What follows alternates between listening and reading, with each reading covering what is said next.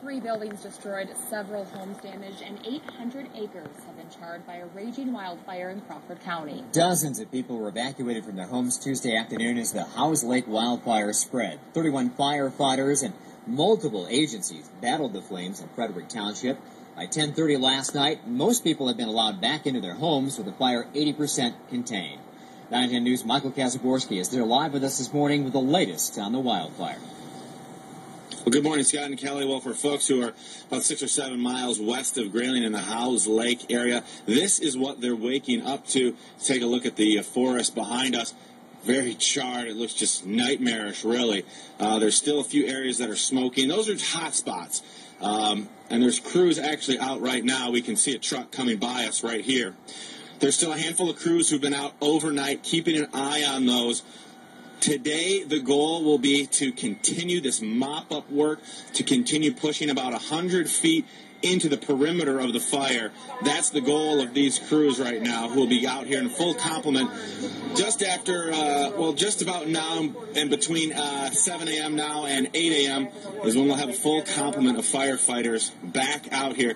Just got off the phone with the DNR. They've confirmed that it is 100% contained now. They're also putting the total number of acres burned at 817.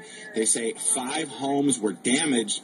We've got a home right here, maybe tough to see through the trees here, but it did take on some siding damage from the heat. The remarkable thing, though, is what the firefighters were able to save. Now, we talked to the deputy fire chief of the Frederick Township Fire Department about just how difficult it was fighting this fire in those hot and humid conditions, and here's what he had to say about the intensity of the fire. No, it's just too hard to explain. I mean, we had fire coming right up to us through a large portion of the fire. I mean, we didn't know which way to turn sometimes. You know, we had to keep backing up and reevaluating it, and the fire just kept shifting, and so it was quite the job. Now, again, other than that mop-up work the crews will be focused on today, the other big point of interest they're going to be focused on is how did this fire get started? All the DNR will say right now is that it started in the Howes Lake area, so we'll continue to keep you updated on that and continue to bring you to the scene here live. For now, reporting live with Digital Skylink, I'm Michael Kazaborski for Fox 32 News. Michael Kazaborski live in Crawford County. Good morning, Michael.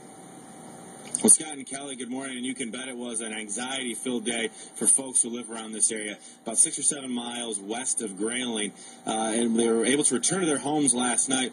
And this was a pretty typical story. Let's look behind us right here. You can see that we did lose a shed from this building, some sort of an outbuilding, but the house is fine. That's kind of what homeowners have been discovering this morning as they returned to their homes last night. Firefighters did an excellent job. Again, 817 acres burned, 5 homes damaged, and a few outbuildings were lost. We're going to show you some video right now. We took a ride down Chipmunk Trail, which was kind of right in the heart of things. We're showing you that video right now. And you can see as you survey this land, it's just nightmarish. We were told that the colors last night were just eerie, scary.